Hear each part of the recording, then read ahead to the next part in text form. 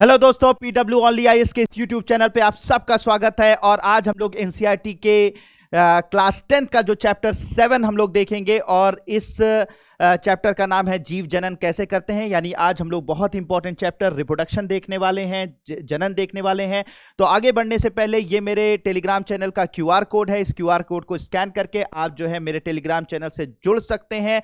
और अब हम लोग चैप्टर की शुरुआत करते हैं, जीव जनन कैसे करते हैं यानी रिप्रोडक्शन के बारे में। तो रिप्रोडक्शन की बात यह होती है कि दुनिया में जितने भी जीव जंतु हैं, चाहे वो एक कोश की हों, बहुकोश की हों, जटिल हों, सरल हों, किसी भी तरीके के पौधे हों, जानवर हों, जितने भी जीव जंतु इस धरती पर मौजूद हैं, सबके अंदर एक टेंडेंसी होती है अपनी जनरेशन को आगे बढ़ाने की, अपनी संततियां उत्पन्न करने की, अपने जीन्स को नेक्स्ट जनरेशन में पहुंचाने की, अपने डीएनए को एक जनरेशन से दूसरे जनरेशन पहुंचाने के लिए। तो ये जो टेंडेंसी होती है यानी कि अपनी संततियों को पैदा करने की, अपने बच्चों को जन्म देने की, इस टेंडेंसी को पूरा करने के लिए बहुत सारी युक्तियां अपनाई जाती हैं, बहुत सारे तरीके अपनाए जाते हैं जंतुओं के द्वारा, पौधों के द्वारा। तो उन्हीं पौधों और जंतुओं की उन्हीं युक्तियों के बारे में आज हम लोग बात करेंगे कि आखिर ये रिप्रोड्यूस कैसे करती हैं, नेक्स्ट जनरेशन कैसे पैदा करती हैं, कैसे अपने बच्चे पैदा करती हैं, कौन कौन से तरीके अपनाती हैं।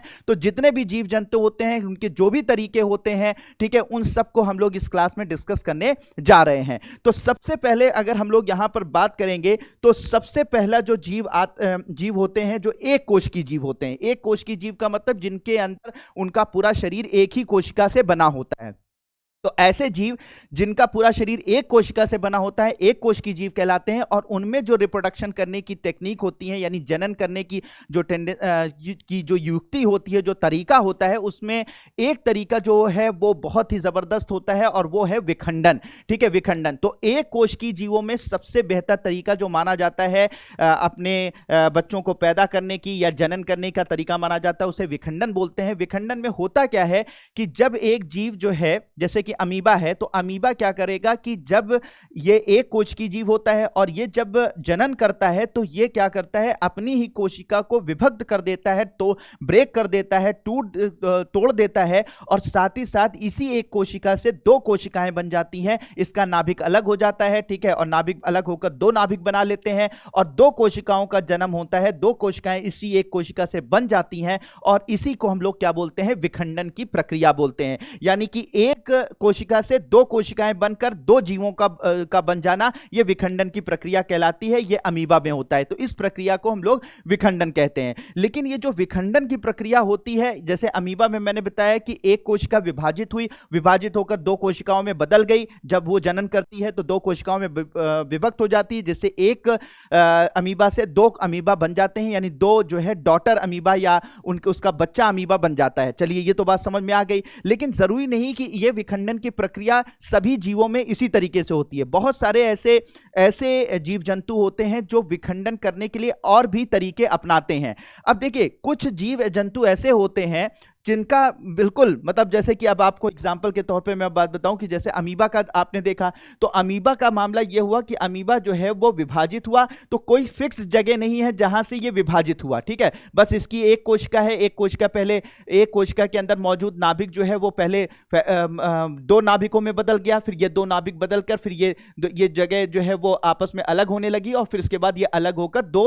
अमीबा बन गए। ठीक है, दो अमीबा बन गए, तो ये एक अमीबा में द्विखंडन हुआ, ये तो तरीका हुआ। लेकिन कोई फिक्स जगह नहीं है कि अमीबा यहीं से विभाजित करेगा। ठीक है, हो सकता है अमीबा यहां से भी विभाजित कर जाता, ठीक है, यहां से विभाजित होकर ये एक अलग हो जाता, ये अलग हो जाता। लेकिन कुछ ऐसे एक कोश की जीव हैं जैसे कि लेशमैनिया, ठीक है, ये बीमारियां फैलाता है, ये भी एक कोश की जीव है लेशमैनिया। इसका जो है वो फिक्स होता है कि एक पर्टिकुलर जगह से ही ये विभाजित होगा, पर्टिकुलर जगह से ही ये एक विशेष जगह से ही विभाजित होगा। जैसे कि इसमें एक ये घुंडी जैसी संरचना पाई जा रही है, ये पहले एक से दो बन जाती है, फिर ये दो बनने के बाद क्या होता है कि ये दो घुंडी जैसी जो संरचना होती है, ये बन जाने के बाद क्या होता है कि फिर धीरे धीरे नीचे से अलग होने लगता है और नीचे से अलग होकर, ठीक है, नीचे से अलग होकर इसके इसके दो नाभिक भी बन जाते हैं, एक घुंडी वाली संरचना होती है और ये नाभिक होता है। फिर ये घुंडियां जो है वो दो हो जाती हैं और ये दो नाभिक बन जाते हैं। फिर उसके बाद ये बीज से अलग होकर दो अलग अलग जो है वो लेशमैनिया बन जाते हैं, यानी लेशमैनिया नाम का जीव बन जाता है।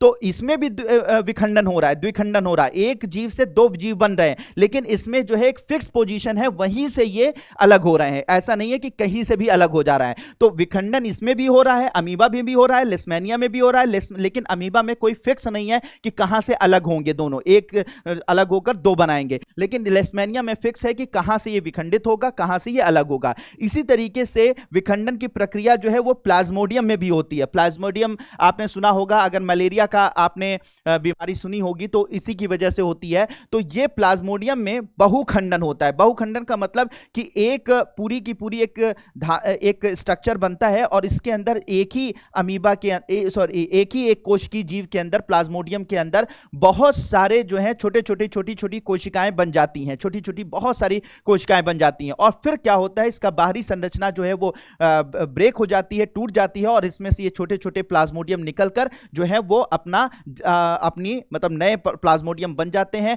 तो एक प्लाज्मोडियम से बहुत सारे प्लाज्मोडियम जो है वो बाहर निकलते हैं। प्लाज्मोडियम जो पैरासाइट्स होते हैं वो बाहर निकलते हैं और साथ ही साथ ये अपना बीमारियां वगैरह फैलाने का काम करते हैं। तो ये भी एक कोशिकीय जीव है, लेकिन एक कोशिका से बहुत सारी कोशिकाएं बनकर फिर बहुत सारे जीवों का निर्माण कर रही हैं। ये ऐसा कहां पर होता है, प्लाज्मोडियम में होता है। तो हो रहा है विखंडन इसमें भी, लेकिन इसमें सब अलग अलग तरीके से, इसका कोई फिक्स नहीं है, इसका फिक्स है और उसमें बहुत सारे जो है वो बहुखंडन हो रहा है, यानी कि बहुत सारे जीव इससे बन रहे हैं। ठीक है, तो ये एक तरीका होता है। तो इसी तरीके से अगर हम लोग आगे बढ़ें तो बहुकोश की, ये तो एक कोश की जीव के बारे में आपके एनसीईआरटी में बताया गया है। अब द्विकोश की, अगर हम बहुकोश की जीवों के बारे में बात करें, जिनका शरीर बहुत सारी कोशिकाओं से मिलकर बना होता है, तो उन्हें हम बहुकोश की जीव बोलते हैं। ये आपको पता है, हम भी बहुकोश की जीव हैं। लेकिन कुछ बहुकोश की जीव कॉम्प्लेक्स होते हैं, बहुत जटिल होते हैं, उनके अंदर बहुत सारे अंगक बने होते हैं, बहुत सारे अंग मौजूद होते हैं। जैसे हम सब जटिल हैं, हमारी आंखें अलग बनी है, आंखों में पता नहीं कितनी प्रकार की कोशिकाएं मौजूद हैं, हमारी किडनी अलग कोशिकाओं से बनी है, हृदय अलग कोशिकाओं से बना है, हाथ अलग कोशिकाओं से बना है,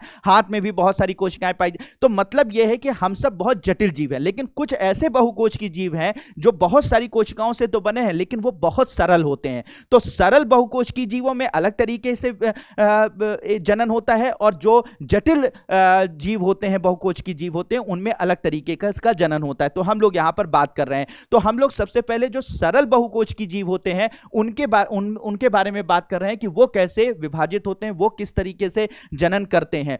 तो यहां पर वही बात करी गई जाए कि सरल संरचना वाले बहुकोशिक जीवों में जनन की सरल विधि कार्य करती है। उदाहरणतः स्पाइरोगायरा, तो ठीक है, ये स्पाइरोगायरा जो है एक जीव है, वो सामान्यतः विकसित होकर छोटे छोटे टुकड़ों में खंडित हो जाता है। यह टुकड़े अथवा खंड वृद्धि करके नए जीव में विकसित हो जाते हैं। तो उन्होंने बताया कि ऐसे स्पाइरोगायरा हुआ तो इसके छोटे छोटे खंड बन जाते हैं और फिर ये खंड जो है वो अलग हो जाते हैं और अलग होकर जो है वो नए जीव का निर्माण करते हैं। तो स्पाइरोगायरा जो होता है, उस स्पाइरोगायरा के अंदर जो है वो बहुखंडन टाइप का होता है, लेकिन ये बहुकोश की जीव है। अलग अलग जगहों से ये बहुकोश की जीवों में क्या होता है कि अलग अलग जगह से कोशिकाएं अलग अलग जगह से इनमें क्या हो जाता है, विभाजन हो जाता है और इससे अलग होकर नए जीव का निर्माण होता है। तो ये केस में बात हो रही है बहुकोशिक जीवों में, लेकिन सरल बहुकोशिक जीवों में खंडन होता है। इस प्रक्रिया को क्या बोला जाता है, खंडन बोला जाता है। ठीक है, तो ये खंडन हो जाता है।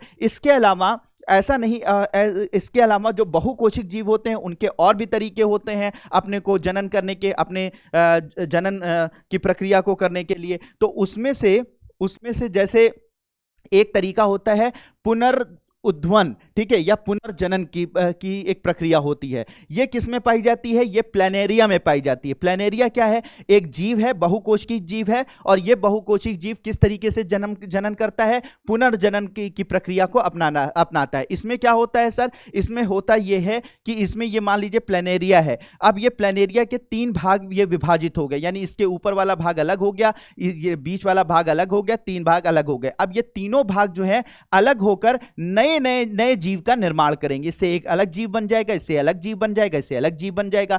तो इस तरीके से, ठीक है, इस तरीके से ये थोड़ा सा जटिल जीव है, लेकिन इसके बावजूद भी इसमें भी खंडन जैसी प्रक्रिया हो रही है, और इस प्रक्रिया को पुनर्जन्म कहते हैं। इसमें क्या होता है कि वो जो जीव होता है उसके अपने कई भागों में विभाजित हो जाता है, और हर भाग जो है नए जीवों का निर्माण कर रहा है। ठीक है, अब आप कहेंगे सर स्पाइरोगारा में भी यही हो रहा था, स्पाइरोगारा में भी हो रहा था और इसमें भी यही हो रहा। नहीं, स्पाइरोगारा सरल है, ठीक है, सरल है। उसमें जो पूरा का पूरा जो उसका शरीर पाया जा रहा है वो क्या है, बिल्कुल एक ही तरीके से बना हुआ है। ठीक है, बहुकोशिक जीव है लेकिन एक ही तरीके से बना हुआ है। तो उसको उसमें से छोटे छोटे भाग अलग हो गए और नए जीव का निर्माण कर लिया, तो वो खंडन, सिंपल खंडन होगा। इसमें क्या हुआ कि ये जो प्लेनेरिया है ये बाकायदा एक पूरा पर्टिकुलर जीव है। इसके अंदर एक इसका ऊपर वाला स्ट्रक्चर अलग है, बीच वाला स्ट्रक्चर अलग है, नीचे वाला जो स्ट्रक्चर है वो अलग है। लेकिन इसके बावजूद भी जब ये खंडित होता है, जब ये अलग होता है, तो क्या हो, चाहे ऊपर वाला भाग हो, चाहे बीच वाला भाग हो, चाहे नीचे वाला भाग हो, वो खंडित होकर नए जीव का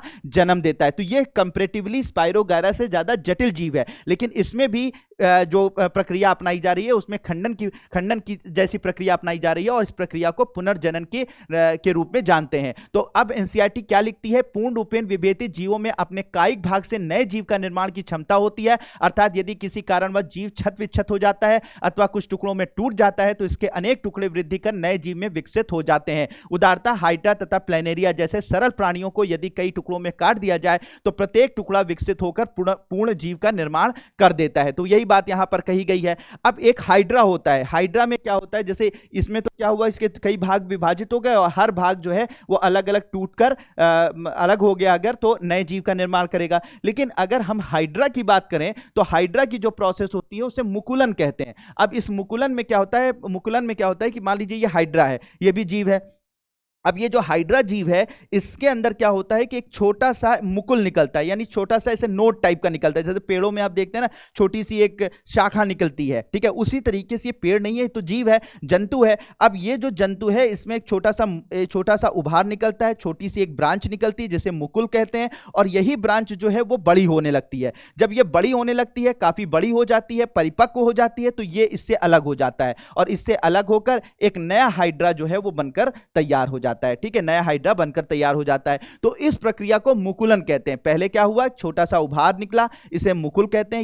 ये मुकुल उभार जो है बड़ा होता जाता है, बड़ा होकर एक बड़ा सा हाइड्रा, परिपक्व हाइड्रा बन जाता है, और फिर जब ये परिपक्व हाइड्रा बन जाता है तो इससे ये डिटैच हो जाता है, अलग हो जाता है, और नए हाइड्रा का जन्म होता है। ठीक है, तो इसे मुकुलन की प्रक्रिया बोलते हैं। तो एक ये तरीका होता है। तो प्लेनेरिया भी आपने देख लिया, ठीक है, आपने हाइड्रा भी देख लिया कि किस तरीके से इसमें जनन होता है। अब हम लोग थोड़ा सा पेड़ पौधों के बारे में बात करेंगे कि जो पेड़ पौधे होते हैं उनमें किस तरीके का जनन होता है। तो पेड़ पौधों में अगर उनके अंदर रिप्रोडक्शन नहीं हो रहा है, अगर उनके अंदर जो है वो लैंगिक जनन नहीं हो रहा है, तो जितने भी इस तरीके के जनन होते हैं उन्हें मुख्यतः जो है वो कह सकते हैं कि उन्हें हम लोग कायिक जनन बोलते हैं। यानी कि किसी भी भाग से, यानी कि शरीर पौधे के किसी भी भाग से अगर नए पौधों का जन्म होता है तो उसे कायिक जनन भी कहते हैं। तो अब इसे कायिक प्रवर्धन के नाम से जाना जाता है। तो इसमें क्या लिखा हुआ है कि देखिए इस तरीके से बहुत सारे होते हैं। जैसे सबसे अच्छा एग्जाम्पल जो है वो ब्रायोफिल्म का दिया हुआ है।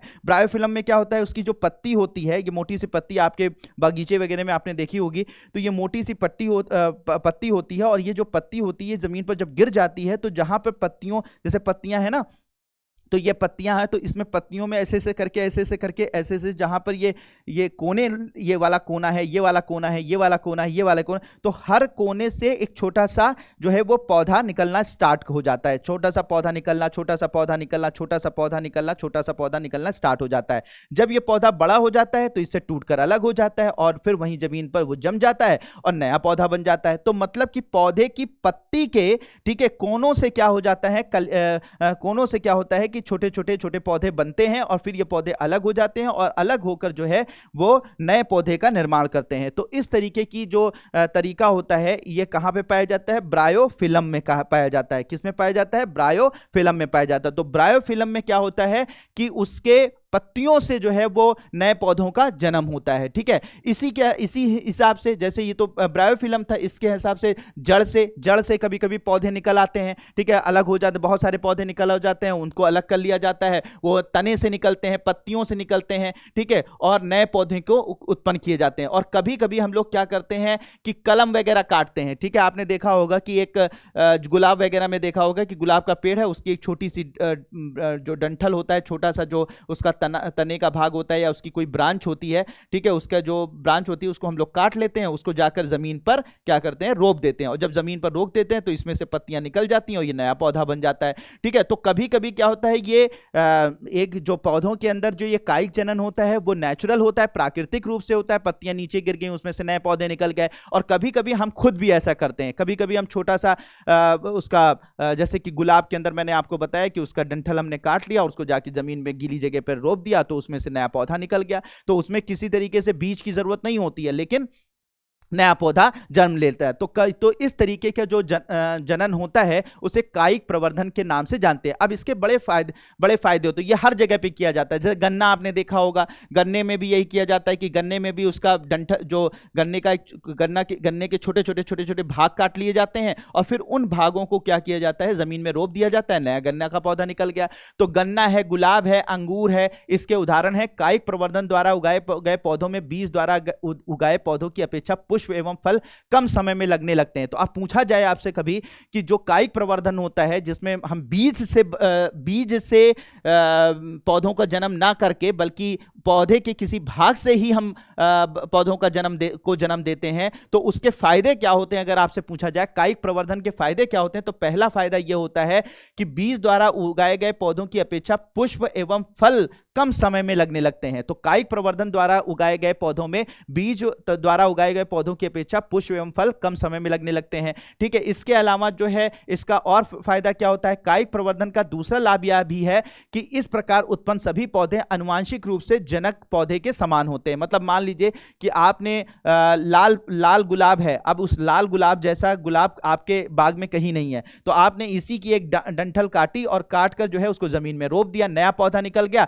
तो अब ये इसी का, क्योंकि इसी के उससे ब्रांच से ये नया पौधा जन्म लिया है, तो बिल्कुल इसी तरीके का लाल गुलाब जो है आपके इस पेड़ में भी निकलेगा। तो मतलब ये है कि जब अच्छी जो वैरायटी के प्लांट्स होते हैं उनको आपको चाहते हैं कि इसी तरीके के वैरायटी के प्लांट और भी निकलें, तो उसके लिए आप कायिक प्रवर्धन का उपयोग कर लेते हैं, जिससे कि किसी तरीके की मिक्सिंग नहीं होती है। वही पौधा समझ लीजिए कि वो उसका क्लोन बन जाता है और वैसा ही पौधा जो है अगली जनरेशन में तैयार होता है। ठीक है, तो फायदा यह भी होता है कि आप अच्छी प्रजातियों के पौधों को इससे उगा सकते हैं और उनमें किसी भी तरीके का कोई बदलाव नहीं होता है। तो ये सारी चीजें, इसके अलावा ऊतक संवर्धन, ठीक है, जिसे हम लोग इंग्लिश में टिश्यू कल्चर बोलते हैं। तो ये जो प्रक्रिया होती है टिश्यू कल्चर की, ये भी थोड़ी कॉम्प्लेक्स होती है। इसको मानव करता है, ये प्राकृतिक नहीं होती है, लेकिन ये इसमें भी जो है वो, इसमें भी आप क्या करते हैं कि पौधे के किसी छोटे से भाग से आप जो है वो नए पौधों को जन्म देते हैं, लेकिन ये प्राकृतिक नहीं होती है। इसको हम लोग लैब के अंदर करते हैं। किसके अंदर करते हैं? लैब के अंदर करते हैं। तो इसमें क्या किया जाता है कि ऊतक संवर्धन यानी टिश्यू कल्चर, इंग्लिश में क्या बोला जाता है? टिश्यू कल्चर बोला जाता है। तो इसमें क्या करते हैं कि हम जो भी कोई पौधा होता है उस पौधे के छोटे से भाग को ले लेते हैं, ठीक है, उनसे छोटे से भाग को ले लेते हैं और फिर उसके बाद उन भागों से हम कोशिकाओं को अलग करते हैं। बहुत सारी जो कोशिकाएं होती हैं उन कोशिकाओं को इससे अलग कर लेते हैं।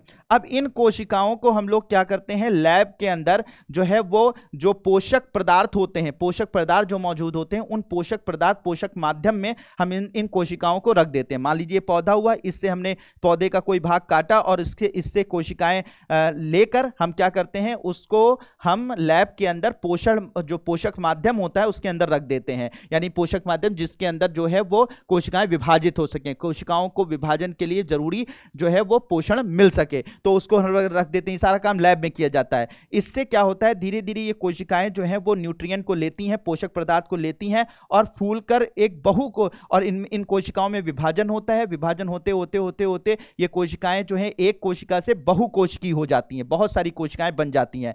इसे हम लोग क्या बोलते हैं, कैलस कहते हैं। क्या बोलते हैं इसे? कैलस। तो जब एक कोशिका, बहुत सारी कोशिकाएं हमने लेकर, अलग अलग कोशिकाओं को लेकर जब हमने इनको पोषण माध्यम में रखा, पोषक माध्यम में रखा, होगा तो वो कोशिकाएं विभाजित होती हैं और वो विभाजित होकर कोशिकाओं का एक समूह बना लेती हैं जिसे हम लोग कैलस कहते हैं। ठीक है, अब ये जो कैलस बन जाता है, ये जो कोशिकाएं थी ये छोटी छोटी कोशिकाएं थी, लेकिन इन कोशिकाओं ने विभाजन करके एक कोशिकाओं का गुच्छा बना लिया।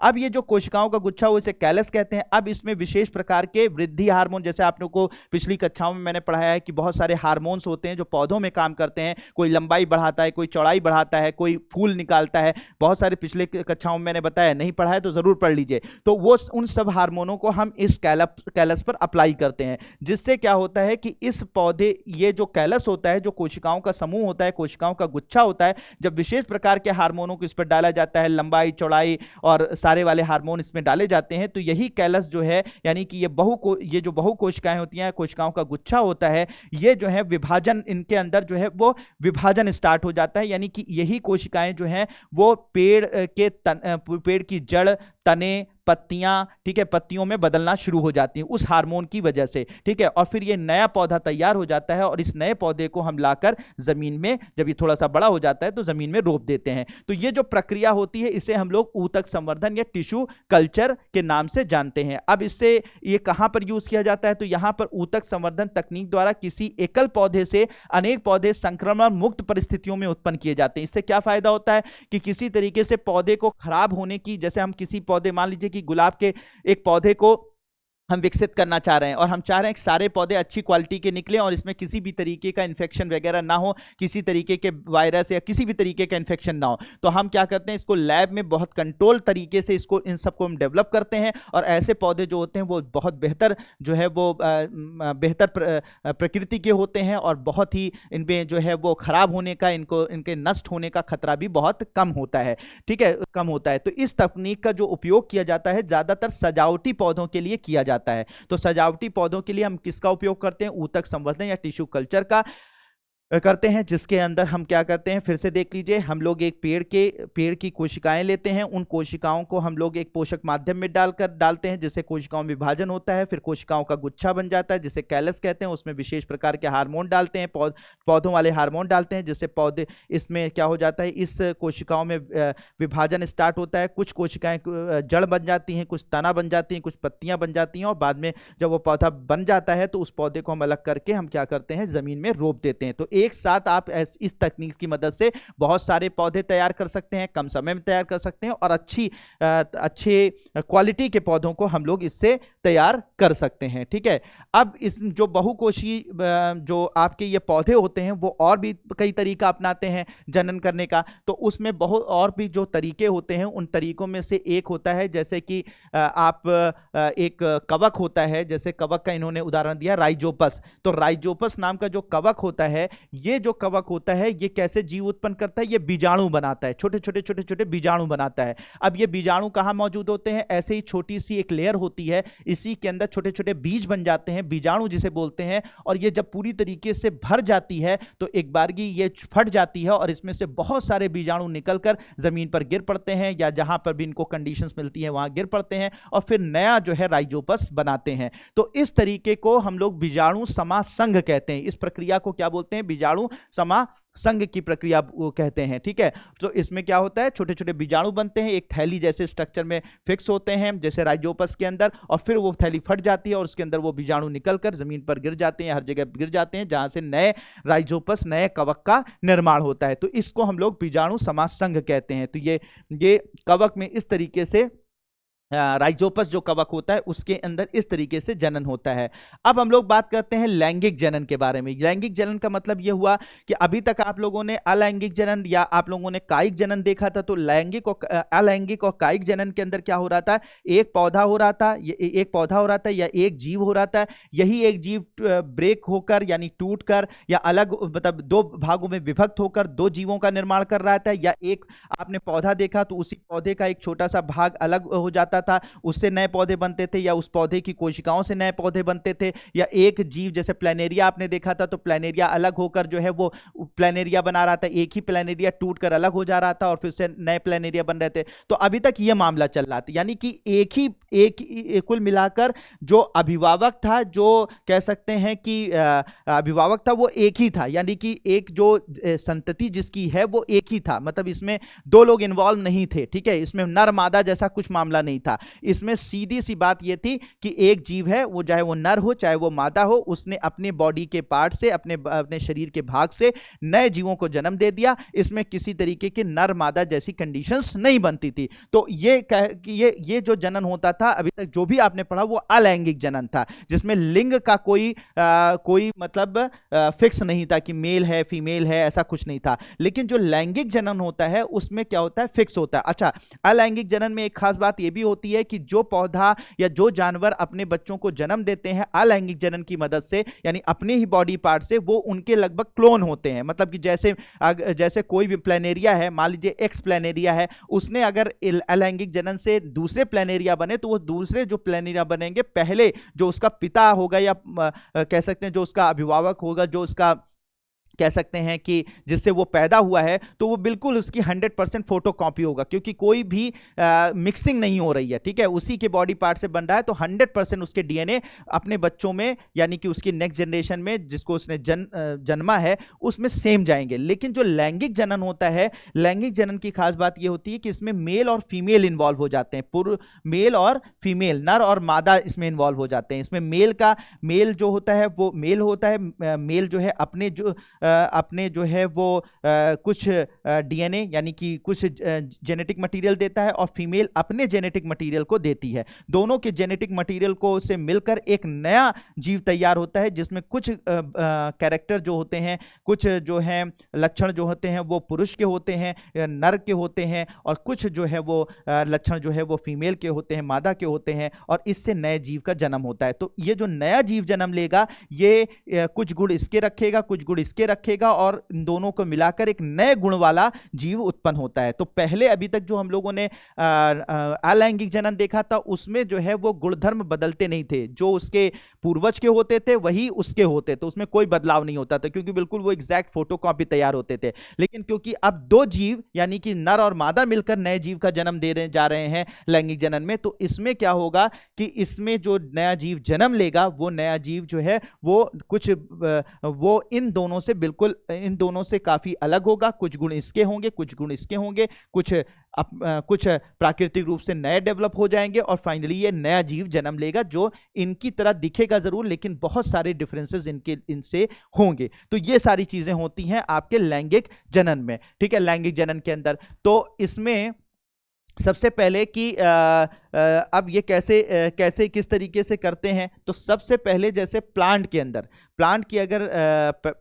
यानी पौधों के अंदर देखा जाता है लैंगिक जनन क्या होता है। तो पौधे के अंदर जो लैंगिक जनन होता है, याद रखिएगा कि पौधों के अंदर जो लैंगिक जनन होता है, तो पौधों में एक प्रजाति पाई जाती है पौधों की, और उसे हम लोग बोलते हैं आवृत बीजी, एंजियोस्पर्म। तो याद रखिएगा पौधों में लैंगिक जनन जो होता है, ठीक है, और वो लैंगिक जनन पुष्प, पहली बात तो ये समझ लीजिए कि पौधों के अंदर लैंगिक जनन बहुत तरीके से हो सकते हैं, लेकिन जो सबसे ज्यादा हम लोग देखते हैं पौधों में लैंगिक जनन, ठीक है, इस पूरी धरती पर, वो होता है पुष्प द्वारा। तो आप कहेंगे सर पुष्प क्या है, तो पुष्प असल में एक तरीके का लैंगिक जनन करने की एक युक्ति है, एक तरीका है। यानी पुष्प जो है वो सेक्सुअल पार्ट है किसका, किसी भी पौधे का। वो पौधे जो कि पुष्प उत्पन्न करते हैं वो असल में लैंगिक जनन करने के लिए ही पुष्प उत्पन्न करते हैं। तो लैंगिक जनन का एक इंपॉर्टेंट भाग जो है, लैंगिक जनन किसी भी पौधे का जो होता है, पौधे का होता है, उनमें से एक महत्वपूर्ण जो भाग होता है जो लैंगिक जनन करने के लिए आवश्यक होता है, वो होता है पुष्प। तो पुष्प क्या है, सेक्सुअल पार्ट है किसका, किसी आपके कुछ ऐसे पौधे जिन्हें हम आवृत बीजी बोलते हैं या एंजियोस्पर्म बोलते हैं, उनका ये जननांग है, ठीक है, जननांग है या सेक्सुअल पार्ट है, ठीक है। तो अब याद रखिएगा कि दुनिया में जो भी पौधे हैं जो लैंगिक जनन कर रहे हैं, उनमें से कुछ लैंगिक जनन और तरीके से भी हो सकता है, लेकिन ज्यादातर जो लैंगिक जनन करते हैं वो किससे करते हैं, पुष्प के द्वारा करते हैं। और पुष्प से करने वाले, पुष्प से लैंगिक जनन करने वाले जो जीव होते पौधे होते हैं उन्हें आवृत बीजी कहते हैं या एंजियोस्पर्म के नाम से जाना जाता है। ठीक है, अब ये जो पुष्प होता है सर, अब बड़ी जानकार आश्चर्य हुआ कि ये जो पुष्प होता है क्या सर ये लैंगिक जनन के लिए होता है, क्या ये सर सेक्सुअल पार्ट होता है? बिल्कुल सर, सेक्सुअल पार्ट होता है। अब थोड़ा सा इसके पार्ट को समझने की कोशिश करिए। ठीक है, समझने की कोशिश करिए, मैं आपको बताता हूं। अब होता क्या है कि ये मान लीजिए आपका पुष्प है, ठीक है, पुष्प है, तो सबसे पहले तो पुष्प में ये जो बाहरी भाग होता है, एक एक भाग को मैं समझाता जा रहा हूं। ठीक है, ये बाहरी भाग होता है जो ग्रीन कलर का आपके नीचे जिसमें पुष्प लगा होता है। ठीक है, ध्यान से देखिएगा, पुष्प लगा होता है तो ये जो भाग होता है इसे बाह्य दल कहते हैं। ठीक है, बाह्य दल कहते हैं। ठीक है, अब एक हो गया, जैसे ये एक हरा पार्ट दिखाई पड़ा तो ये बाह्य दल हो जाएगा। इसी तरीके से कई भाग आपको दिखाई पड़ रहे हैं, कई भाग दिखाई पड़ रहे हैं तो ये बाह्य दल पुंज कहलाएगा। ठीक है, चलिए, तो ये बाह्य दल, ये जो बाह्य दल होता है, ठीक है, ये बाह्य दल होता है जो हरे कलर का होता है, आपने किसी पुष्प का देखा होगा, इसके अंदर फूड स्टोर होता है, ये फोटोसिंथेसिस करता है, प्रकाश संश्लेषण करता है। तो इसका जो पहला काम होता है, ये पौधे इस पुष्प के लिए क्या करता है कि भोजन एकत्रित करता है, भोजन बनाता है। तो भोजन बनाने का काम यानी फोटोसिंथेसिस का काम जो है वो कौन करता है? ये बाह्य दल करता है। दूसरा, ये जब कली के रूप में पुष्प रहता है तो ये इसी से ऐसे ढकी हुई होती है, यानी यही जो हरा कलर का भाग होता है उसे ढक के रखता है। तो दूसरा इसका काम होता है इसकी सुरक्षा करना। ठीक है, किसका? पुष्प की सुरक्षा करना। तो पुष्प की सुरक्षा करना, भोजन बनाना, ये दोनों काम किसका होता है? बाह्य दल का होता है, जो ग्रीन कलर का होता है। ठीक है, इतनी बात समझ में आ गई। अब आपने जो ये पुष्प देखा, पुष्प में एक रंगीन भाग होता है जो लाल कलर का होगा, पीले कलर का होगा, चमकीले कलर का होगा, अट्रैक्शन वाले कलर का होगा। तो इसे हम लोग दल कहते हैं। क्या बोलते हैं? दल या पंखुड़ी कहते हैं। क्या बोलते हैं? दल या पंखुड़ी कहते हैं। इसका काम होता है कि जो प्रजनन में हेल्प करते हैं, यानी कि जो एक तरीके से कुछ जीव जंतु होते हैं जो पराग कणों को, ठीक है, पराग कण आपने देखे होंगे येलो कलर के छोटे छोटे पुष्प पर होते हैं, छोटे छोटे दाने जैसे आकार के, जिसको आप छू लीजिए तो हल्के से वो दाने जैसे दाने आकार के जो है वो आपके हाथों पे लग जाते हैं, तो उन्हें पराग कण बोलते हैं। वो पराग कण क्या होते हैं अभी आगे मैं बताता हूं। तो पराग कणों को एक पौधे से दूसरे पौधे तक ले जाने का जो काम होता है वो कुछ ऐसे जीव जंतु करते हैं। तो जैसे कि जानवर हैं, जानवर ने उसको पुष्प को देखा तो उसकी तरफ अट्रैक्ट हो गया और फिर उसके बाद उसने उसको खाने की कोशिश की, पता लगा परागकण उसके नाक में चिपक गए। मधुमक्खियां हैं, ठीक है, उन्होंने उस पर जाकर परागकणों को वहां पर जाकर परागकणों को उसने खाने की कोशिश की, कुछ परागकण उनके मुंह में लग गए, फिर वो उड़कर गई दूसरे पौधे पर गई, वहां पर परागकणों को दूसरे में ट्रांसफर कर दिया। तो ये सब बहुत ये होता है। तो ये जो परागकणों को एक पुष्प से दूसरे पुष्प पर ट्रांसफर करना होता है, स्थानांतरित करना होता है, इस प्रक्रिया को बोलते हैं परागण। क्या बोलते हैं उस प्रक्रिया को? परागण। और ये परागण ना हो तो पुष्प नए पौधे को या नए बीजों को जन्म नहीं दे सकता है। ठीक है, तो ये परागण की जो प्रक्रिया होती है, इस परागण को प्रक्रिया कराने के लिए जीव जंतुओं की जरूरत होती है, जैसे कि मधुमक्खियां हैं, जानवर हैं, इंसान हैं, इनकी जरूरत होती है। और इनको अट्रैक्ट करने के लिए, इनको आकर्षित करने के लिए, इन जानवरों को, इन मधुमक्खियों को, इन इंसानों को अट्रैक्ट करने के लिए क्या होता है? इसका रंग जो होता है हमेशा, जो दल का जो रंग होता है वो हमेशा कलरफुल होता है, चमकीले चटकीले कलर का होता है, जिससे कि आप उसकी तरफ अट्रैक्ट हो जाएं। तो दल का काम क्या होता है? जो परागण करने वाले, यानी जो परागण करवाते हैं उन जीव जंतुओं को अट्रैक्ट करना यानी आकर्षित करना। तो ये इसका काम होता है, दल का काम होता है। ठीक है, अब आता है इसका मेल पार्ट, यानी कि इसका जो नर भाग होता है। तो ये जो नर भाग होता है इसे पुंकेसर कहते हैं। आपने देखा होगा किसी पुष्प में ऐसे एक डंडी जैसा आकार का संरचना होती है और कुछ इस तरीके की संरचना आपने देखी होगी। ठीक है, तो इसे हम लोग क्या बोलते हैं? पुंकेसर कहते हैं। ये नर भाग होता है। किसका भाग होता है? पुष्प का नर भाग होता है, इसे पुंकेसर बोलते हैं, पुंकेसर बोलते हैं। अब इसमें ये जो डंडी जैसा आकार का होता है, संरचना का होता है, ऐसी संरचना का होता है, डंडी के आकार का संरचना का ऐसे संरचना का होता है, तो उसे हम लोग, जो डंडी होती है उसे तंतु कहते हैं। ठीक है, और इसके ऊपर जो येलो कलर का लगा होता है इसे पराग कोश कहते हैं। ठीक है, इसे पराग कोश कहते हैं। तो ये दोनों मिलाकर क्या हो गए? पुंकेसर। ठीक है, नीचे जो डंडी जैसा आकार का रहा वो तंतु हो गया, ऊपर वाला जो स्ट्रक्चर रहा उसे पराग कोश कहेंगे, दोनों को मिलाकर कहेंगे पुंकेसर। ये नर भाग है किसका? पुष्प का, ठीक है, पुष्प का। और ये जो परागकोश होता है यही पराग कणों का निर्माण करता है, परागकण का निर्माण करता है। और ये परागकण में क्या होता है सर? परागकण ये जो येलो कलर के आपके हाथों में लग जाते हैं, कभी आप पुष्प को अगर छूते हैं तो इसके अंदर हाथों में लग जाने वाली ये छोटे छोटे छोटे छोटे छोटे दाने जैसी जो संरचनाएं होती हैं, इन्हें परागकण कहते हैं। और इन्हीं परागकण के अंदर जो है वो नर युग्मक होते हैं। क्या होते हैं? नर युग्मक। यानी कि जैसे कि आपने जंतुओं के अंदर देखा होगा स्पर्म होता है ना, शुक्राणु होता है ना, सुना होगा उसके बारे में, ठीक है। तो उसी तरीके से नर युग्मक जो होते हैं वो कहां पर मौजूद होते हैं? इन्हीं परागकणों में मौजूद होते हैं। तो फिर से देख लीजिए, नर ये हो गया परागकण जो येलो कलर का होता है। आपने कभी पुष्प देखा होगा तो येलो कलर के छोटे छोटे दाने जैसी संरचना वाली जो चीजें होती हैं उन्हें परागकण कहते हैं। और उन परागकणों के अंदर क्या मौजूद होता है? नर युग्मक मौजूद होता है। नर युग्मक परागकण के अंदर मौजूद है। परागकण कौन बनाता है? परागकोश बनाता है। परागकोश कहां मौजूद होता है? पुंकेसर में। और पुंकेसर क्या कौन सा भाग है? नर भाग है पुष्प का। अब ये जो बीच वाला भाग होता है, ये वाला भाग, ये वाला जो भाग आपको दिखाई पड़ रहा है, ये वाला भाग ये होता है स्त्री केसर, ठीक है। ये मादा भाग होता है, यानी कि जो पुष्प होता है उस पुष्प का मादा भाग होता है, इसे स्त्री केसर बोलते हैं। इसके 3 भाग होते हैं। ऊपर वाला ये जो भाग होता है इसे वर्तिकाग्र कहते हैं।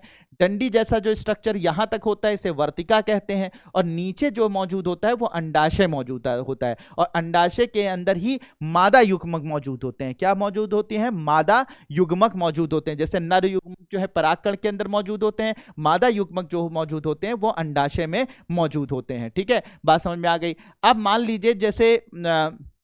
मान लीजिए कि ये जो परागकण होते हैं, ध्यान से समझिएगा, ये जो परागकण होते हैं ये परागकण जो है हवा से, ठीक है, एक पौधे के पुष्प से दूसरे पौधे के पुष्प पे या अपने ही पौधे के पुष्प पर गिर गए, या फिर मधुमक्खियों के द्वारा उनके पैरों में लग गए और दूसरे पुष्प पर पहुंच गए। मधुमक्खी यहां बैठी, यहां पे उनके पैरों से चिपक गए, जाके दूसरे पुष्प पर बैठी, उसमें ट्रांसफर हो गए, ठीक है। या फिर जानवरों के द्वारा, ठीक है, जानवर ऐसे मुंह मारा, पता लगा उनमें पराग कण जो है चिपक गए, दूसरे पौधे के पुष्प पर उन्होंने मुंह मारा तो वहां पर जाके चिपक गए। इंसानों के द्वारा, इंसान जो है वो किसी को देने के लिए उसने फूल को तोड़ा तो वो फूल के जो परागकण हैं वो उसके हाथों पे गिर गए। दूसरा भी, एक से तो मानेगी नहीं, तो दूसरे के लिए दूसरा परागकण दूसरा जो है वो पुष्प तोड़ना पड़ेगा। एक पुष्प से क्या चलेगा? एक फूल से क्या होगा? तो दूसरा फूल तोड़ने गए तो जब आपने किया तो वो जो परागकण आपने पहले वाले से आपके हाथ में चिपके थे या लगे थे वो दूसरे वाले पुष्प में ट्रांसफर कर दिया ना।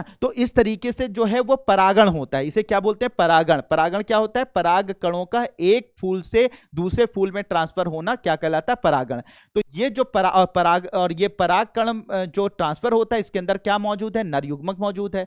तो अब आपने जैसे ही ये परागकण जो है वो परागकण जिसके अंदर नर युग्मक मौजूद होते हैं, ये पहुंचा कहां पर? फीमेल पार्ट में, यानी कि दूसरे पुष्प के फीमेल पार्ट के वर्तिकाग्र पर पहुंचा।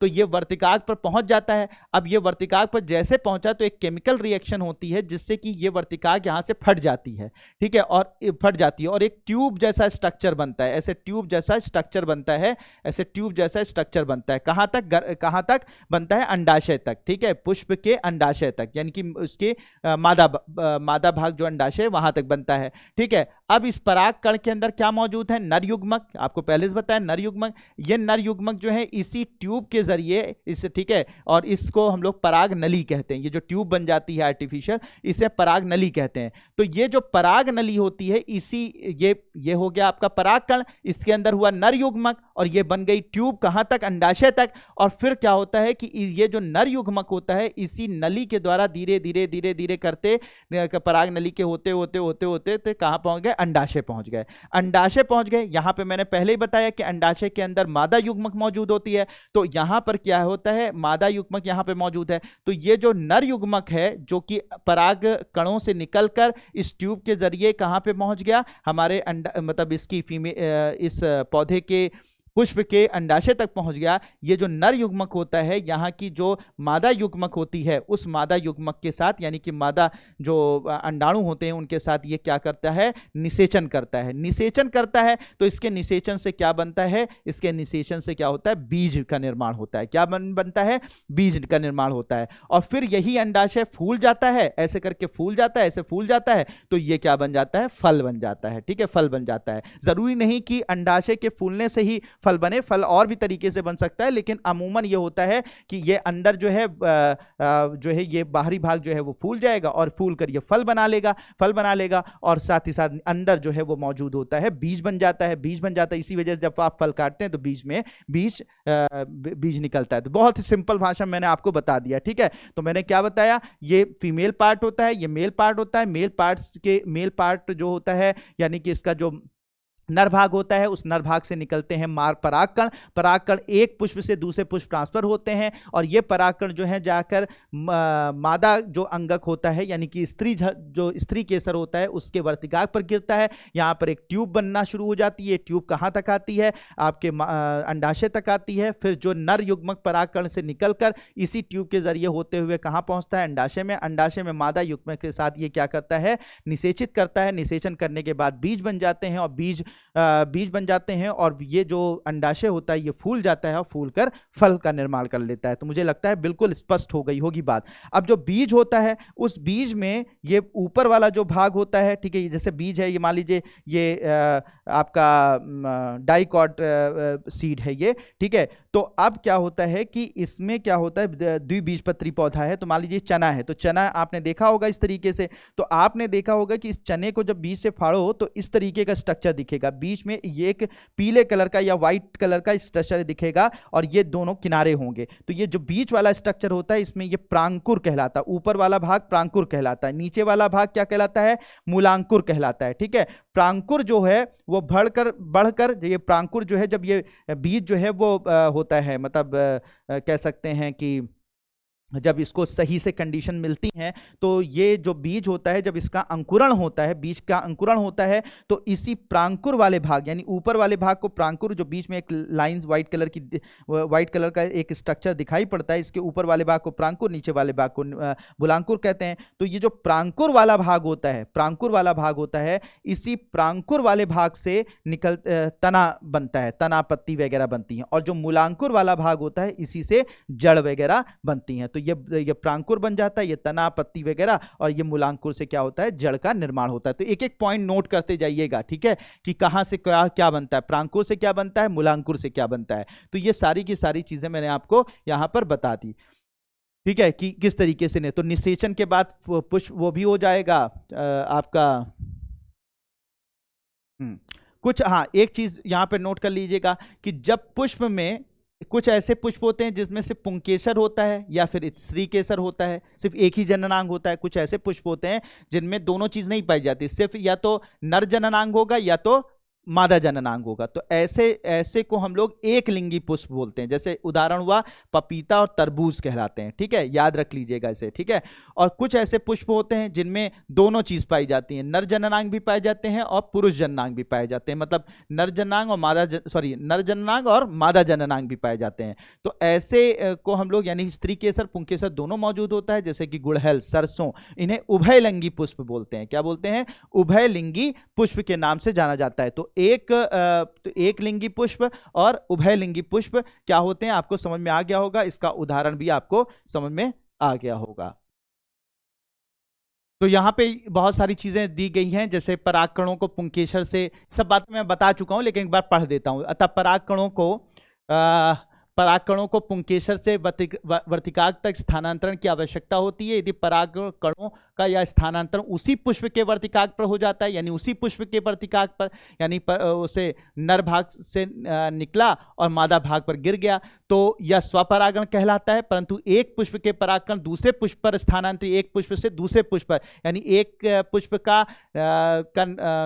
का जो परागकण होता है नर भाग से निकलकर दूसरे पुष्प के मादा भाग यानी कि वर्तिकाग्र पर गिर जाए तो उसे परपरागण कहते हैं, इन्होंने बताया। यह परागण कहाँ किससे होता है, वायु द्वारा होता है, जल द्वारा होता है, प्राणी द्वारा होता है। ये बातें बताई जा चुकी हैं, मैं पहले बता चुका हूं। इसके अलावा इन्होंने बताया कि अंडाशय तीव्रता से वृद्धि करता है तथा परिपक्व होकर फल बनाता है, बता चुका हूं, ठीक है। इसके अंतराल में बाह्यदल, पंखुड़ी, पुंकेसर, वर्तिका एवं वर्तिकाग्र प्रायः मुरझाकर गिर जाते हैं, ये भी बता चुका हूं, ठीक है, सारी चीजें। तो अब इसमें बीजों का जन्म, बीजों का क्या होता है, वो सब चीजें मैंने आपको बता दी हैं। अब आगे बढ़ते हैं। तो आगे अगर बात करें तो मानव में लैंगिक जनन किस तरह से होता है। तो लैंगिक जनन अगर मानवों की बात की जाए तो यह भी बहुत इंटरेस्टिंग है। इंपॉर्टेंट है। ठीक है, अब मानव में अगर लैंगिक जनन के हम लोग यहां पर बात करने जा रहे हैं, तो सबसे पहले तो देखिए 2-3 चीजें मैं आपको बता दूं कि जैसे पुरुष पुरुष होता है या नर होता है, ठीक है, तो अगर पुरुषों की बात की जाए तो देखो 9 से 10 साल तक, ठीक है, पुरुष और स्त्री की बात अगर की जाए या नर मादा की बात की जाए, तो अब या लड़के लड़कियां की बात की जाए, लड़के लड़कियां ज्यादा शब्द अच्छा लगेगा आपको, कि जैसे लड़के हैं, ठीक है, और लड़की, ठीक है, इनमें थोड़ा सा पहले समझ लीजिए कुछ बेसिक चीजें, कि जो लड़का है, ठीक है, लड़का है, वो 9-10 साल तक उसमें कोई ऐसी चीजें आपको नहीं दिखाई पड़ती हैं, लेकिन 10 से 14 साल की उम्र जब उसकी हो जाती है, और लड़की की जब 9 से 12 साल की उम्र हो जाती है, ठीक है, तो लड़के के अंदर बहुत सारे चेंजेस दिखाई पड़ते हैं। क्यों? बहुत सारे हार्मोन्स के कारण, बहुत सारे ऐसे हार्मोन्स होते हैं उनके कारण, जिसमें से एक मुख्य हार्मोन पहले भी आपको मैं पढ़ा चुका हूं, उसका नाम है टेस्टोस्टेरोन हार्मोन। तो टेस्टोस्टेरोन हार्मोन की के कारण क्या होता है, लड़के की 10 से 14 साल की उम्र में उसके शरीर में बहुत सारे परिवर्तन होते हैं, जैसे उसकी मूंछों का निकलना, शरीर का बलशाली होना, एग्रेसिव हो जाना, ठीक है, इसके अलावा जो अपोजिट सेक्स होता है उसकी तरफ अट्रैक्शन होना, ये सब जो फीचर उसके अंदर आते हैं, मूंछ दाढ़ियां निकलना, ये सब जो फीचर्स आते हैं, इससे ये आते हैं 10 से 14 साल की उम्र में, और इसके लिए मुख्यतः जिम्मेदार होते हैं बहुत सारे हार्मोन, लेकिन मुख्यतः कौन सा, आप टेस्टोस्टेरोन कहां से निकलता है, वृषण से, टेस्टिस से निकलता है, ये पहले बताया जा चुका है, ठीक है। और लड़की का 9 से 12 साल की उम्र में, ठीक है, बहुत सारे हार्मोनल चेंजेस की होते हैं, और उसकी वजह से इसके शरीर में बहुत सारे बदलाव आते हैं। लड़की जो है वो थोड़ा शाई नेचर की हो जाती है, शर्मीले स्वभाव की हो जाती है, ठीक है, उसके जो है वो स्तनों का विकास होना शुरू हो जाता है, ठीक है, उसके आवाज़ जो है पतली हो जाती है, और इसके अलावा जो है सबसे इंपॉर्टेंट उसका माहवारी का आना, यानी कि मेंस्ट्रुअल साइकिल का आना, मासिक धर्म की शुरुआत हो जाती है 9 से 12 साल की उम्र में, ठीक है। तो ये जो चीज होती है, ठीक है, ये जो परिवर्तन होते हैं, और इसमें बहुत सारे हार्मोन होते हैं, जिसमें मेनली जो है एस्ट्रोजन हार्मोन होता है, इसको मैं पढ़ा चुका हूं हार्मोन वाले, उसमें एस्ट्रोजन हार्मोन के कारण होता है, ठीक है। तो ये सब बदलाव देखे जाते हैं, और कभी कभी मुहासे वगैरह भी निकल आते हैं, ये सब चीजें देखी जाती हैं। तो ये कब शुरू होता है, ये पहले उम्र याद रखिएगा, लड़के का 10 से 14 साल की उम्र में, और लड़की का 9 से 12 साल की उम्र में ये सारी की सारी चीजें हो जाती हैं, ठीक है, ये सारी की सारी चीजें शुरुआत होती हैं, ठीक है। अब इसको यौना आरंभ की का समय बोलते हैं, यानी कि जो लड़कों का मैंने 10 से 14 साल की उम्र बताई, और लड़की की 9 से 12 साल की उम्र बढ़ाई, जिसमें शरीर में बहुत सारे चेंजेस आते हैं, इसको हम लोग क्या बोलते हैं, यौना आरंभ या प्यूबर्टी बोलते हैं। क्या बोलते हैं? यौना आरंभ या प्यूबर्टी के नाम से इसे जाना जाता है, ठीक है, यौना आरंभ या प्यूबर्टी के नाम से जाना जाता है, ठीक है। अब क्या होता है कि इसमें, ठीक है, यौना आरंभ या प्यूबर्टी के नाम से जाना जाता है। अब इसके बाद क्या होता है कि नर जनन तंत्र को अगर हम ध्यान से देखें, तो इसको थोड़ा सा समझने की कोशिश करेंगे कि नर जो जनन तंत्र होता है वो कुछ इस तरीके का आपको स्ट्रक्चर दिखाई पड़ता है। ये जो है, ये नर जनन अंग है, इसको ऐसे मान लीजिए, लड़के को ऐसे खड़ा हो गया, ठीक है, ऐसे खड़ा हो गया, तो वो वाला स्ट्रक्चर ये आपको दिख रहा है, ठीक है। तो इसमें एक पाउच में एक स्ट्रक्चर आपको दिखाई पड़ेगा, इस तरीके से एक छोटी सा पाउच होगा, ठीक है, पाउच लाइक स्ट्रक्चर होगा, वहां पर एक संरचना दिखाई पड़ेगी लटकी हुई, जिसे हम लोग क्या बोलेंगे, वृषण कोश कहेंगे, ठीक है, वृषण कोश, वो ऐसे थैली जैसा स्ट्रक्चर होगा। उसी के अंदर एक गोलियों जैसा स्ट्रक्चर होगा, जिसे वृषण कहेंगे, ठीक है, जिसे टेस्टिस कहेंगे। यही जो टेस्टिस होता है, ये जो वृषण होता है, इसी के अंदर से टेस्टोस्टेरोन हार्मोन निकलता है। कौन सा हार्मोन निकलता है? टेस्टोस्टेरोन हार्मोन निकलता है, ठीक है। और इसी वृषण के अंदर ही क्या होता है, शुक्राणु का निर्माण होता है, शुक्राणु जो कि जनन में भाग लेते हैं, ठीक है, शुक्राणुओं का निर्माण होता है और हार्मोन का निर्माण होता है। कहां पर? वृषण में, ठीक है। और वृषण कहां मौजूद होता है? एक थैली जैसे स्ट्रक्चर में मौजूद होता है, जिसे वृषण कोश कहते हैं, ठीक है, वृषण कोश बोलते हैं। इसके अलावा, ठीक है, इसके अलावा इस वृषण कोश में, ठीक है, इस वृषण कोश से एक पतली सी ट्यूब निकलती है, ऐसे ट्यूब निकलती है, ऐसे ये देखो, ये ट्यूब निकली हुई है ना, ये ट्यूब ऐसे अपनी किताब में भी देखिए कि ये ट्यूब निकली हुई है, और ऐसे होते होते होते होते यहां तक आती है। तो ये जो ट्यूब होती है, इसे शुक्रवाहिनी बोलते हैं, शुक्रवाहिनी, यानी ये शुक्राणुओं को वहन करती है। तो शुक्राणु बनते कहां पर हैं? वृषण में, और वृषण में बनकर यहां से होते हुए शुक्राणु, यहां से होते हुए, ये शुक्रवाहिनी से होते हुए, ऐसे होते हुए, ऐसे होते हुए यहां तक आते हैं। ये क्या है?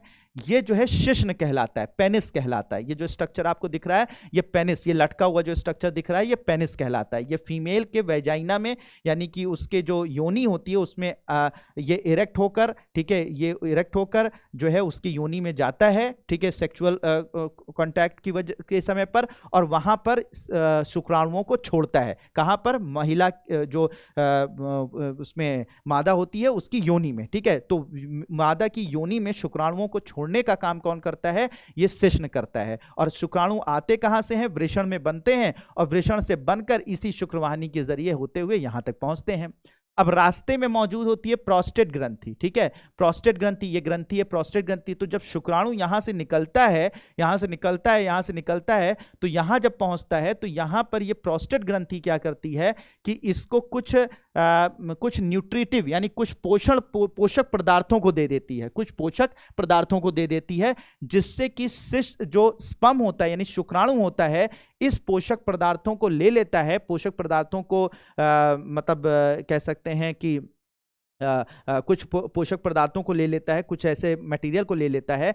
तो ये जब पोषक पदार्थों को ले लेता है तो बहुत ज़्यादा गाढ़ा ना होकर थोड़ा सा इसके अंदर कुछ और भी मटेरियल मिल जाता है, ठीक है। तो वही चीज़ यहाँ पर बताई गई है। प्रोस्टेट तथा शुक्राशय अपने स्राव शुक्रवाहिका में डालते हैं, जिससे शुक्राणु एक तरल माध्यम में आ जाते हैं, उसके कारण इनका स्थानांतरण सरल हो जाता है। तो बात समझ में? तो कुछ मटेरियल यहाँ पर क्या होता है, प्रोस्टेट ग्रंथि यहाँ से शुक्राणु निकला, यहाँ पहुंचा, तो यहीं पर प्रोस्टेट ग्रंथि अपने निकलने वाले कुछ तरल चीजों को इसके अंदर डाल देती है, जिसमें मोस्टली पोषक तत्व होते हैं, कुछ लुब्रिकेंट होते हैं, चिकनाहट डालने वाले मटेरियल होते हैं, उसको डाल देती है।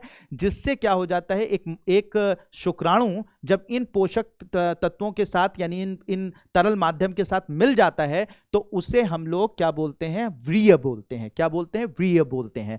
तो व्रीय और शुक्राणु सेम चीज नहीं होते हैं। व्रीय क्या होता है? शुक्राणु तो वो कोशिका होती है जो कि जाकर फर्टिलाइजेशन यानी निषेचन करती है, यानी महिला के अंडाणु के साथ मिलती है। लेकिन जो रास्ते में प्रोस्टेट ग्रंथि और भी कुछ ग्रंथियां होती हैं, वो ग्रंथियां मिलकर जो न्यूट्रिएंट डालती हैं, पोषक माध्यम डालती हैं, पोषण माध्यम डालती हैं, कुछ तरल माध्यम कुछ तरल पदार्थ डालती हैं। तो जब तरल पदार्थ प्लस शुक्राणु आपस में मिल जाते हैं, यानी प्रोस्टेट ग्रंथि और भी जो ग्रंथियां मिलकर जो तरल पदार्थ डालती हैं प्लस शुक्राणु जो यहां से आ रहा है, दोनों मिल जाएंगे तो वो क्या कहलाएंगे? व्रीय कहलाएंगे, ठीक है, व्रीय कहलाएंगे। तो शुक्राणु वो कोशिका है, और व्रीय क्या होता है? जब प्रोस्टेट ग्रंथि और भी ग्रंथियां उसमें बहुत सारे तरल पदार्थों को डाल देती हैं, ठीक है, तो उसको मिलाकर हम लोग क्या बोलते हैं? व्रीय बोलते हैं, ठीक है, यहां पर होता है। तो अब ये जो शुक्राणु होता है, इसी शुक्राणु के अंदर क्या मौजूद होते हैं? ऐसे शुक्राणु का जो आकार होता है कुछ इस तरीके का होता है, और शुक्राणु का जो ऐसे आकार होता है वो इस तरीके का होता है, और इसमें जो है वो 23 गुणसूत्र होते हैं। कितने गुणसूत्र होते हैं? 23 गुणसूत्र होते हैं, याद रखिएगा। वैसे इंसानों के अंदर 46 गुणसूत्र होते हैं, लेकिन जो शुक्राणु होता है उसके अंदर आधे होते हैं, 23 गुणसूत्र होते हैं, ठीक है। इतनी बात समझ में आ गई, ठीक है। यहाँ गुणसूत्र किससे बना हुआ है? डीएनए से बना हुआ। ये सब पहले क्लास में नाइन्थ वाले क्लास की एनसीईआरटी जब बढ़ाई तो सब पूरा का पूरा मैंने बता रखा है, ठीक है। ये बात समझ में आ गई। तो ये पूरा स्ट्रक्चर आपको समझ में आ गया होगा। मैंने फिर से जल्दी से रिवाइज कर लीजिए। ये वृषण है, वृषण कोश में मौजूद होता है। वृषण में क्या बनता है? शुक्राणु बनते हैं, टेस्टोस्टेरोन हार्मोन बनता है। यहां से शुक्राणु निकलकर ऐसे ही शुक्रवाहिनी से होते हुए पेनिस तक यानी कि इस शिश्न तक पहुंचता है, और ये शिश्न जो होता है वो इरेक्ट होकर जो है वो महिला के जो योनि होता है उसमें प्रवेश करता है, और उसमें शुक्राणुओं को इजैकुलेट करता है, डालता है। लेकिन शुक्राणु अकेले नहीं जाते हैं, बल्कि शुक्राणुओं के साथ कुछ तरल माध्यम, तरल पदार्थ भी मिल जाता है, जिसमें पोषक पदार्थ होते हैं, जो प्रोस्टेट ग्रंथि और भी जो ग्रंथियां होती हैं इसमें ऐड ऑन करती हैं। जब प्रोस्टेट ग्रंथि और अन्य ग्रंथियों द्वारा उत्पन्न तरल माध्यम जो है इसके साथ शुक्राणु के साथ मिल जाता है तो उसे व्रीय बोलते हैं। तो महिला के अंदर इजैकुलेशन किस चीज का होता है? व्रीय का होता है, जिसके अंदर क्या मौजूद होते हैं? शुक्राणु मौजूद होते हैं। शुक्राणु क्या होते हैं? एक कोशिका है जिनके अंदर गुणसूत्र 23 गुणसूत्र पाए जाते हैं, और ये मेल गैमीट यानी कि जो है नर युग्मक होता है, ठीक है। ये बात समझ में आ गई। अब ये बात अगर आपको समझ में आए तो मादा जनन तंत्र को देखना होगा। मादा जनन तंत्र को अगर आप देखेंगे तो मादा जनन तंत्र में जो है ये बॉडी है, ये इसकी बॉडी है, इस तरीके से आप देख रहे हैं, ठीक है। हमने ऐसे मान लीजिए कि फीमेल जो है वो ऐसे ऐसे है, ऐसी उसकी बॉडी है, तो ये फीमेल का इस तरीके से स्ट्रक्चर समझ में आएगा। अब ये जो फीमेल की यहाँ पे एक ओपनिंग से खुली होती है, ठीक है, बाहर नहीं होता, इसका सब सारा जो फीमेल का होगा वो अंदर की तरफ होगा, सारा जो भी जनन तंत्र होगा, तो ये एक ओपनिंग से ओपन होती है यहाँ, ठीक है। और ये ओपनिंग जो होती है वो ये यहाँ से यहाँ तक का जो स्ट्रक्चर कहलाता है, एक ट्यूब जैसा स्ट्रक्चर होता है, जिसे योनी कहते हैं, वैजाइना कहते हैं, ठीक है, योनी या वैजाइना कहते हैं। फिर उसके बाद यहाँ से ऊपर ये यहाँ से यहाँ तक का जो स्ट्रक्चर दिखाई पड़ रहा है, ये वाला जो आपको स्ट्रक्चर दिखाई पड़ रहा है, इसे गर्भाशय कहते हैं, ठीक है, यूट्रस कहते हैं।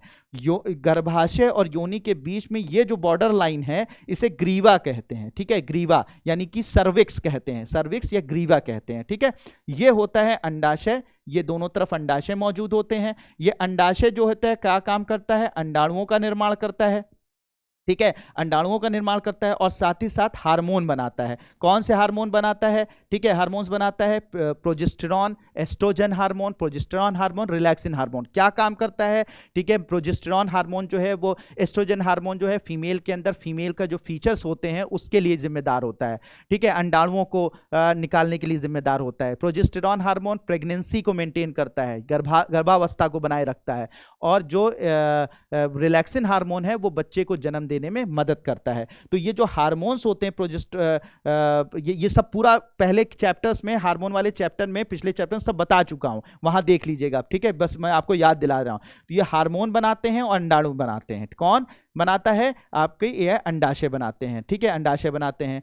अंडाशय से महीने में एक निकलता है और ये एग निकलकर यहीं इंतजार करता है, ठीक है, कहां पर, अंडवाहिनी से बोलते हैं। ये जो ट्यूब होती है इसे अंडवाहिनी या फैलोपियन ट्यूब कहते हैं, तो अंडवाहिनी में इंतजार करता है। तो अब होता क्या है कि मान लीजिए कि मंथ में जो है वो एक अंडाणु निकला, ठीक है, और उसका फिक्स पोजीशन होती है 24 घंटे के लिए, महीने में 24 घंटे के लिए निकलता है, ठीक है। जब उसकी माहवारी शुरू होती है, उस माहवारी से 14वें दिन माना जाता है कि 14वें, जिस दिन से माहवारी शुरू हुई उसके 14वें दिन माना जाता है कि वो अंडाणु निकलता है, 24 घंटे के लिए माना जाता है निकलता है। और कहां पर इंतजार करता है ये अंडाणु, ये अंडवाहिका या फैलोपियन ट्यूब में इंतजार करता है, ठीक है। अगर उस वक्त सेक्सुअल इंटरकोर्स इस महिला ने कर लिया तो क्या होता है कि मेल का जो पेनिस होता है वो इसी वेजाइना में जाता है और वेजाइना में जाकर इजैकुलेट करता है व्रीय को, ठीक है, व्रीय को याद रखिएगा ना, पहले बता चुके व्रीय को। व्रीय में क्या मौजूद होते हैं, शुक्राणु, तो व्रीय इसी के अंदर, इसी वेजाइना के अंदर इंटर करके इजैकुलेट होते हैं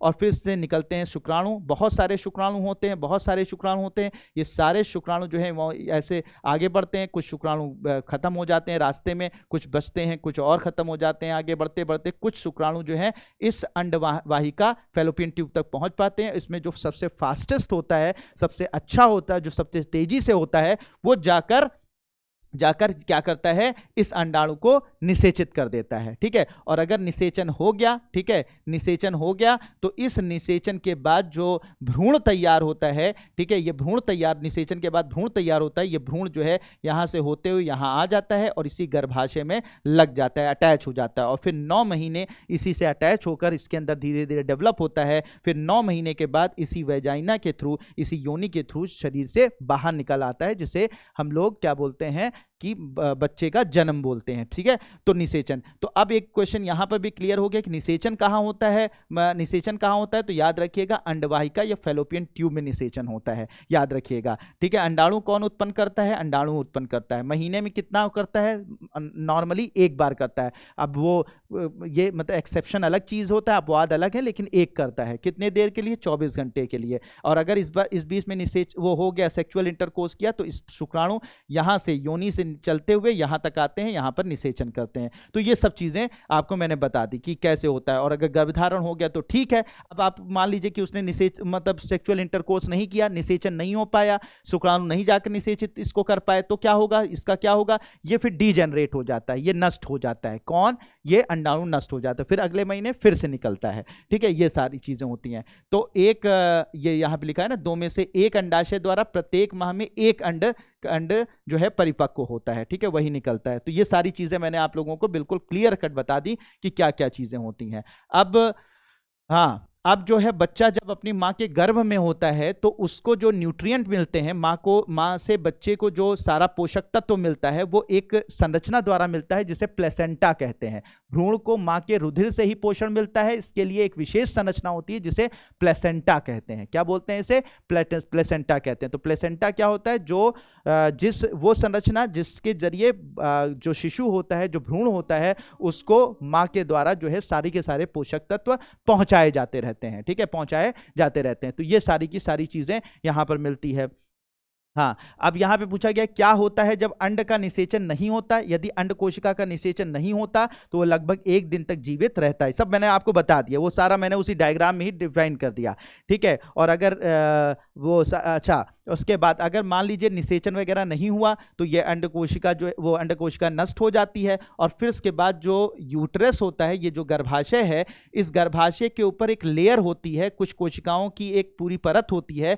ये परत जो है वो मोटा कर देती है गर्भाशय को, जिससे कि आसानी से इसमें बच्चा रह सके। लेकिन जब निषेचन नहीं होता है और वो जो अंडाणु है वो नष्ट हो जाता है, उसने सेक्सुअल इंटरकोर्स नहीं किया और फिर उसके बाद निषेचन नहीं हुआ तो वो अंडाशय जो है नष्ट हो जाएगा। और इसके ऊपर जो ये लेयर बनी होती है, ये जो लेयर बनी होती है, ये लेयर जो है टूट टूट कर वेजाइना के थ्रू हर महीने जो है वो बाहर आती है, बाहर निकलने लगती है। टूट के ये कोशिकाएं जो है टूट कर इसी वेजाइना से बाहर निकलने लगती हैं, योनि से बाहर निकलती हैं, और इसी को मासिक स्त्राव कहते हैं। क्या बोलते हैं? मासिक स्त्राव या मेंस्ट्रुअल फ्लो कहते हैं। ठीक है, मासिक स्त्राव कहते हैं।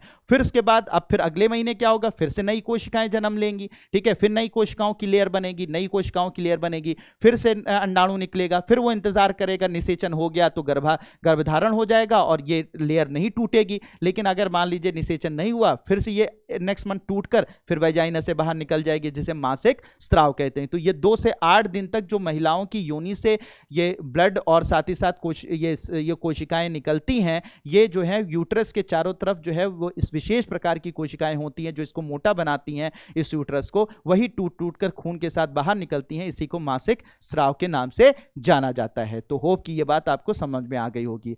अब जनन स्वास्थ्य की बात करें तो जनन स्वास्थ्य की अगर बात करें तो इसमें 2 चीजें आपको समझनी होगी कि जनन स्वास्थ्य में देखिए कि हमेशा जो सेक्सुअल जब इंटरकोर्स करते हैं तो हमेशा हमें कुछ चीजों का ध्यान देना होता है। पहला तो गर्भधारण, क्योंकि जनसंख्या बहुत तेजी से बढ़ रही है तो जनसंख्या पर हमें क्या करना होता है? कंट्रोल करना होता है। तो जनसंख्या पे कंट्रोल रहे, ज्यादा बच्चे जन्म ना ले, और साथ ही साथ जब सेक्सुअल इंटरकोर्स करते हैं तो सेक्सुअली बहुत सारी बीमारियां फैलती हैं, जैसे कि गोनेरिया नाम की बीमारी है, सिफिलिस नाम की बीमारी है, ठीक है, वार्ट नाम की बीमारी है, एड्स नाम की बीमारी है। तो ये सब जो बीमारियां होती हैं इन्हें सेक्सुअली ट्रांसमिटेड डिसीज बोलते हैं, STD कहा जाता है, सेक्सुअल ट्रांसमिटेड डिसीज। तो ये sexual transmitted disease sexual intercourse यानी कि महिला और पुरुष के संबंध बनाने से ही फैलती हैं, सेक्सुअल संबंध बनाने से फैलती हैं, तो इन्हें सेक्सुअल ट्रांसमिटेड डिसीज बोलते हैं। तो एक तो बहुत सारे बच्चे ना पैदा हों, जनसंख्या बहुत ज्यादा ना बढ़े, और दूसरा जो है जो जनन संबंधी बीमारियां हैं वो ज्यादा ना फैलें। इसके लिए कुछ प्रिकॉशंस लेने पड़ते हैं, कुछ चीजें लेनी पड़ती हैं, कुछ ऐसी युक्तियां अपनानी पड़ती हैं जिससे कि गर्भधारण ज्यादा ना हो, जिससे ज्यादा से ज्यादा बच्चों का जन्म ना हो। ठीक है, सेक्सुअल इंटरकोर्स तो करेंगे लेकिन सेक्सुअल इंटरकोर्स करें लेकिन गर्भधारण ज्यादा ना हो, जनसंख्या ज्यादा ना बढ़े, और दूसरा सेक्सुअल जो बीमारियां हैं वो ना एक इंसान से दूसरे इंसान में ट्रांसफर हो। इसके लिए क्या होता है? बहुत सारी युक्तियां अपनाई जाती हैं, जिनमें सबसे बेहतरीन जो युक्ति है वो कॉन्डम्स का यूज करना होता है। कॉन्डम्स क्या होते हैं? महिला कॉन्डम भी आता है, पुरुष कॉन्डम भी आता है। महिला कॉन्डम, जो पुरुष कॉन्डम होता है वो जो कुछ इस आकार का होता है, रबर से बना होता है, लेटेक्स से बना होता है, जो सेक्स करने से पहले मेल जो है वो अपने पेनिस पर, अपने जो शिश्न होता है उस पर चढ़ा लेता है, जिससे कि जो भी कुछ इजैकुलेशन होता है, ये स्पर्म व्री का या सीमन का, वो सब इसी के अंदर हो जाता है, वो फीमेल की वेजाइना में नहीं जाने पाता, जिससे कि मेल के अंदर अगर कोई बीमारी है तो फीमेल में ट्रांसफर नहीं होती है, या फीमेल के अंदर कोई बीमारी है तो वो मेल के पेनिस के थ्रू पुरुष को जो है प्रभावित नहीं करती है। तो ये पुरुष कॉन्डम होता है। इसी तरीके से ही रबर से ही बना हुआ महिला कॉन्डम भी होता होता है, और महिला कॉन्डम जो होता है वो फीमेल जो है सेक्स करने से पहले, सेक्सुअली इंटरकोर्स करने से पहले वेजाइना के अंदर इंसर्ट कर लेती है। और फिर उसके बाद क्या होता है कि अगर पुरुष अगर कॉन्डम्स का यूज नहीं भी करता तो भी ये जो भी चीजें, मान लीजिए कि ये फीमेल जो है वो पार्ट है, तो इसमें जो है वो इसमें अगर हमने फीमेल ने पहले से ही कॉन्डम, यानी कि ये जो कॉन्डम फीमेल कॉन्डम होता है उसको अंदर ऐसे डाल दिया है, तो अब जब फीमेल का इजैकुलेशन होगा तो इसी रबर वाले भाग में यानी कि फीमेल कॉन्डम में होगा, ठीक है, जिससे कि ये बीमारी या जो स्पर्म होगा वो फीमेल के बॉडी के अंदर यानी कि वेजाइना के अंदर इजैकुलेट नहीं होगा। फिर फीमेल जो है जब इसका यूज कर लेती है तो इसको बॉडी से निकाल के बाहर फेंक देती है, ठीक है, फेंक देती है। और पुरुष जब इसका यूज कर लेता है मेल कॉन्डम का, तो उसको भी अपने से अपने पेनिस से उतार कर फेंक देता है। तो इससे क्या होता है, जनसंख्या भी कंट्रोल रहती है, और दूसरा जो होता है कि सेक्सुअली ट्रांसमिटेड डिसीजेस भी नहीं बढ़ने पाती हैं, ठीक है। तो होप कि ये बात आप लोगों को समझ में आ गई। इसके अलावा भी जो जनसंख्या कंट्रोल के बहुत सारे तरीके होते हैं, बहुत सारे हार्मोन्स की गोलियां खाई जाती हैं, ठीक है, जो ज़्यादातर महिलाएं खाती हैं। तो महिलाएं उन गोलियों को अगर खा लेती हैं तो उनकी बॉडी में एक विशेष प्रकार का हार्मोन जो है वो कम निकलने लगता है, या कुछ हार्मोन ज़्यादा निकलने लगते हैं, जिससे कि अंडाणु जो है उत्पन्न नहीं होता, और जब अंडाणु नहीं उत्पन्न होगा तो निषेचन होने का सवाल ही नहीं उठता है। दूसरा कॉपर टी होता है। कॉपर टी का तरीका होता है, कॉपर टी के तरीके में क्या होता है कि जो ये मान लीजिए फीमेल पार्ट है, ठीक है, फीमेल सेक्सुअल पार्ट है, तो इसमें टी आकार का एक इस तरीके का एक युक्ति होती है, उसको लगा दिया जाता है, जिसे कॉपर टी बोलते हैं या IUD बोलते हैं, इंट्रा यूट्राइन डिवाइस या intra uterine contraceptive device, IUCD बोलते हैं या IUD बोलते हैं।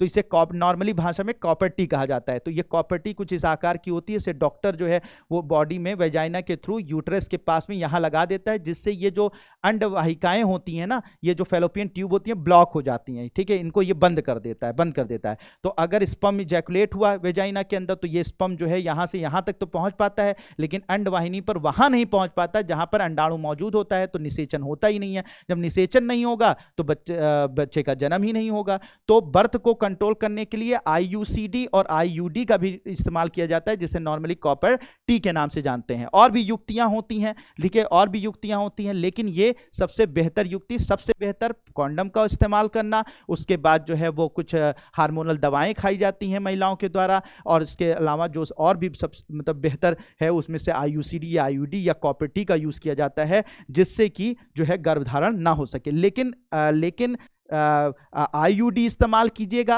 IUCD इस्तेमाल कीजिएगा, जिसे हम कॉपर टी के नाम से जानते हैं, या डायफ्राम इस्तेमाल कीजिएगा, या दवाएं खाइएगा, लेकिन इससे सेक्सुअल ट्रांसमिटेड डिसीज नहीं रुकेंगे। गर्भधारण रुक सकता है लेकिन सेक्सुअल ट्रांसमिटेड डिसीज, एड्स वगैरह नहीं रुक सकते। लेकिन अगर कॉन्डम यूज करते हैं तो मोस्ट प्रोबेबली, ठीक है, मतलब सबसे ज्यादा जो सेफ है, जो गर्भधारण को भी रोके और STD को भी रोके, वो है कॉन्डम, ठीक है। तो ये सारी की सारी चीजें मैंने आप लोगों को पूरी डिटेल में चर्चा करके सारी चीजें बता दी।